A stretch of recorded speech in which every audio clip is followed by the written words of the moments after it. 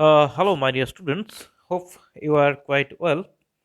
So, today we are going to discuss a very, very important topic, and I am requesting my dear students to please keep your notebook handy because today's topic is the ultimate is the utmost importance is of utmost importance. Okay, so don't miss this channel or don't skip a single second of this video.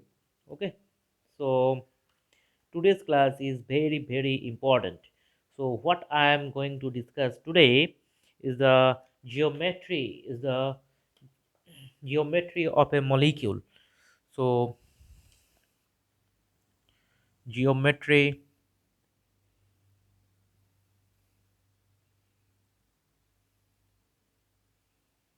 geometry of a molecule.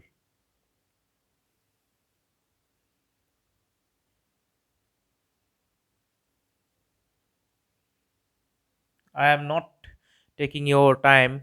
Okay, I am not wasting your time, but I am just taking your time few minutes. Okay, so what is how do you derive the geometry of the molecule? I hope the board is quite visible. If the board is not visible, you can write down in the comment section. If the board is not visible, you can write down in the comment section. Okay, so before starting the derivation of the geometry of the molecule, first you should know what is the hybridization. What is the hybridization of the central atom? In every molecule there is a central atom. In every molecule or in every ion there is a central atom. So before deriving the geometry of the molecule, you should know the hybridization of the central atom. So what is the hybridization of the central atom? H. H is the hybridization of central atom. The guiding formula of deriving the hybridization is H equals to half of Ma plus Ve plus A plus C. Okay, so what will be the Ma? Ma is the number of monovalent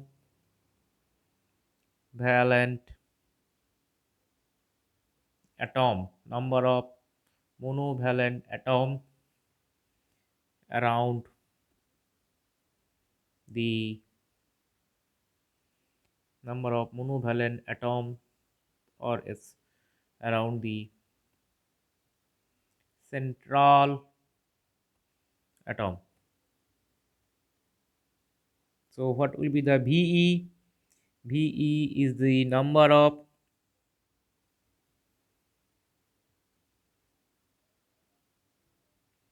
valency electron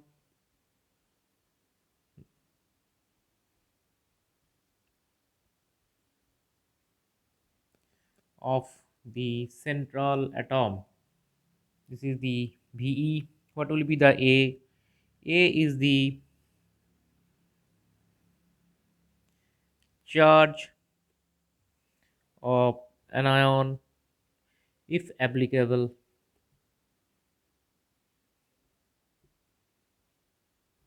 and the charge of the anion must be written with sign. Don't forget to write down the minus sign, otherwise there will be a problem in this sign, as here it is negative. So if it is anion, if the atom or if the molecule or ion is an anion, then you should write down the charges with the negative sign. So negative will be positive here. Don't miss this class or don't skip a single second of this class. I'm not taking your time very much. So C is the charge of cation if applicable means if the molecule is neutral, then A or C will be 0 with sign. So this is a plain numerical formula, mind it, please. This is a plain numerical formula. So each and every term has a meaning. So I am writing the term here on the whiteboard. So you should write down the term. So let's take an example. Uh, Say for the molecule H2S. Say for the molecule H2S. So what will be the hybridization of sulfur? Actually, we are going to derive the hybridization of this central atom. So you H2S, in H2S sulfur is the central atom.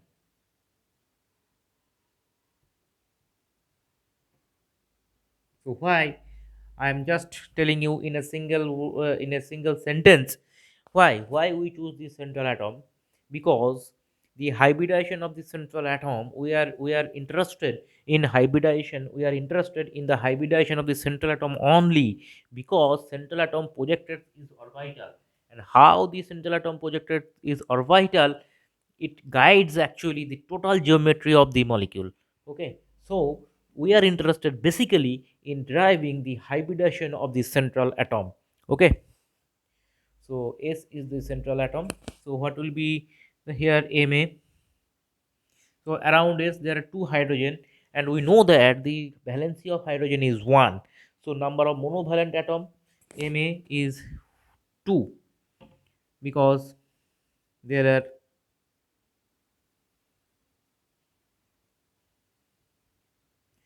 two hydrogen atoms, both are monovalent.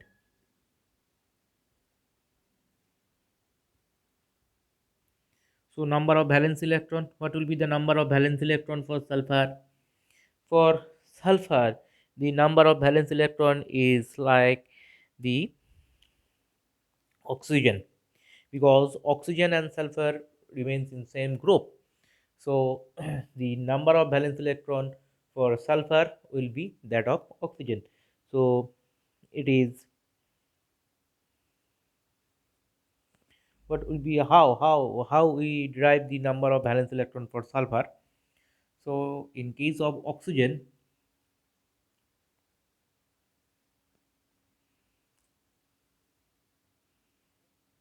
so oxygen is 8. So it is 1s2, 2s2, 2p4, and sulfur is 16. It will be 1s2, 2s2, 2p6, 3s2, 3p4. So what will be the valence electron here? Here the valence electron, what will be the valence electron of sulfur? Why? What? Here, the valence electron of sulfur is the last orbital electron, so it is 6. In case of oxygen, it is also 6. So, valence electron will be 6. Why 6? Because valence electron is basically the number of the outermost orbital, the electrons of outermost orbital. For simplicity, the valence electron is the number of electrons in the outermost orbit or outermost cell, that is called valency cell. So here the valency cell is 3, and number of electrons in the third cell is 3s2 plus 3p4. So this is 6. So valence electron is the 6, and the molecule is overall neutral. H2S is a neutral molecule. Look, H2S is a neutral molecule. As it is a neutral molecule, so there is no anion, so A equals to 0. There is no cation, so it is 0. So what will be the H hybridization? H will be the number of monovalent atom, that is 2, plus number of valence electron, that is 6. So it gives 8 by 2, that is 4. So what will be the 4? Here 4 is with the number of participating orbital. So if H equals to 4, if H equals to 4, hybridization hybridization equals to sp3. Okay, so here the in H2S, H sulfur is, why we are interested in sulfur, because in H2S sulfur is the central atom and hybridization of sulfur is sp3. Sulfur is sp3 hybridized. Okay, sulfur is sp3 hybridized. So what will be the shape of the H2S?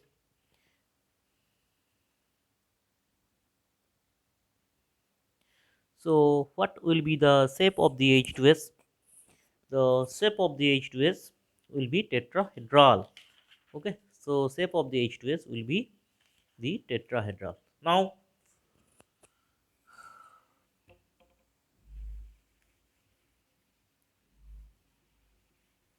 I hope the board is visible and my words are legible and board is visible.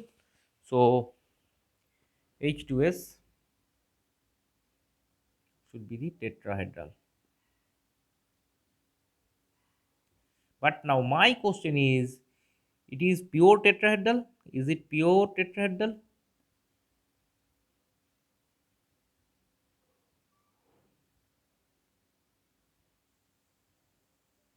Is it pure tetrahedral? Now, to make sure whether it is pure tetrahedral or not, you should count the number of unpaired electron, the number of lone pair electron or unpaired electron, anything. So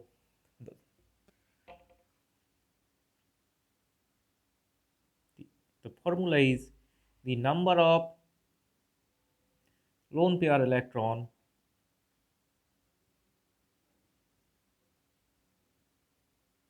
the number of lone pair electrons plus the number of sigma bond should be equal to H. So here the number of sigma bond is 2. Why it is 2? Because in H2S sulfur is bonded with the two hydrogen. So for bonding purpose one bond must be required and that one bond should be the sigma type. So this is a sigma bond and this is also a sigma bond. So the number of sigma bond will be 2. Therefore the number of lone pair of electrons will be, here H is 4, so H minus 2 number of sigma bond, that means 4 minus 2, that is 2. So there are two lone pairs on the sulfur atom. There is two lone pair on the sulfur atom. Therefore, the shape is not the pure tetrahedral, as the here the shape is not pure tetrahedral. Why? So here the sulfur is here and there should be two lone pair, because the number of lone pair of electrons 2, so this is the two lone pair and this lone pair repel the bond pair. So there is a lone pair repulsion. So lone pair repulsion equals to 1. LP means lone pair and lone pair bond pair repulsion equals to 2, because this repulsion is lone pair, this repulsion is lone pair and this repulsion is lone pair bond pair, this is also lone pair bond pair and this repulsion is bond pair. Okay, so here the bond pair repulsion equals to 1. Therefore, the shape is actually V shaped. The shape is not pure tetrahedral. This is V shape. Finally, the outcome of the geometry looks like V shaped. So the compound actually V type. So V shaped compound. Okay. So in the similar way, we can derive the formula of SCl2. In the similar way, we can derive the formula of SCl2. Okay, my dear students. So I hope you can learn something out of this class, and I am requesting my dear students to please subscribe our channel so that you can learn such kind of typical topics in chemistry very easily. Okay, so today we should stop here, and I am requesting please subscribe my channel. Okay, my dear student, till then, goodbye.